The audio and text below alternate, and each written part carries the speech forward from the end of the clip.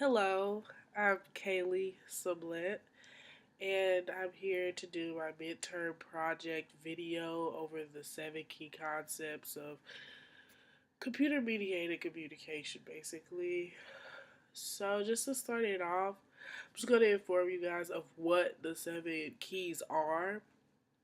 The first one is interactivity, mobility, temporal structure, storage, social cues, reach, and replicability.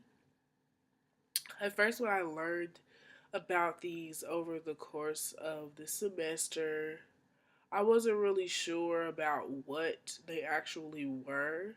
Like I read our passages about them, but it wasn't clear to me until I wrote this paper.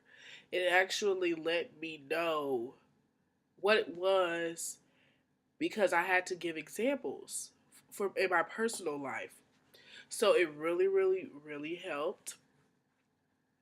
So just to start it off, the first concept that I'm going to touch bases on is interactivity.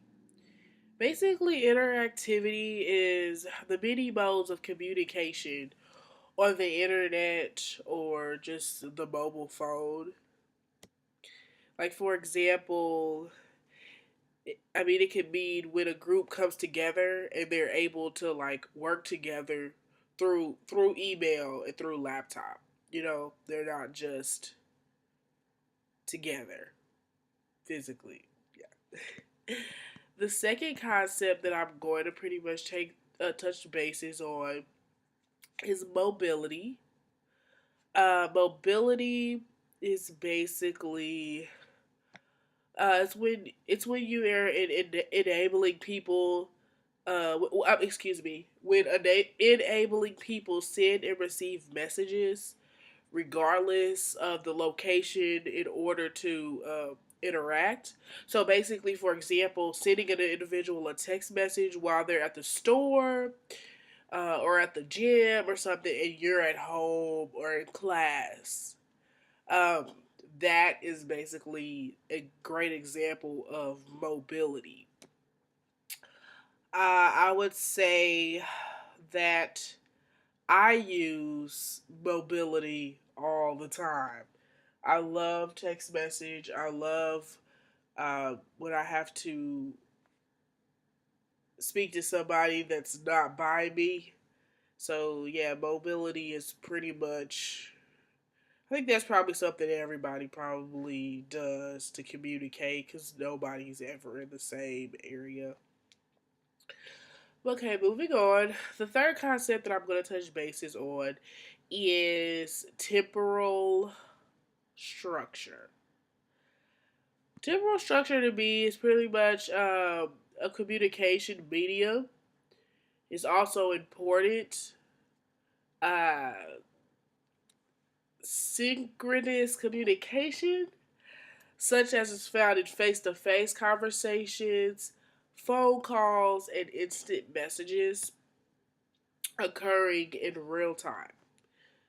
Uh, Basically, in another light, if a numerous amount of people are in a group working on a document through like the same online drive, that's basically temporal structure.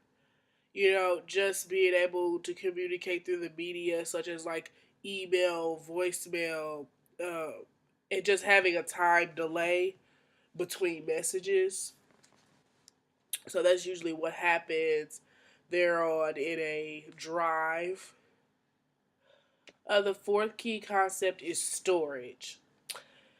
Okay, storage is being able to retain information on a cellular device or computer and not being able to actually hold the information when having a conversation with someone. A great example for me is when my mother will call me and she will say, Kaylee, I need you to come over here on Sunday and help me cut the grass and and get the trash off the yard, and then you can go home. But for me, I was like, oh yeah, mom, yeah, yeah, okay, that's great. But when she texts me and says, Kaylee, get your planner, I go get my planner. And she says, can you please write this down because I'm going to tell you what you need to do. So me seeing it through text message, it pretty much helps me realize that okay, well I see it now. She's not telling me, I'm reading it. So when I'm reading it, it's easier for me to retain the information because I'm seeing it. But when she's saying something to me, I'm like, okay, mom, moving on. Okay, the fifth concept is social cues. Uh, Social cues stipulate further information regarding context, excuse me, the meanings of messages and the identities of people interacting.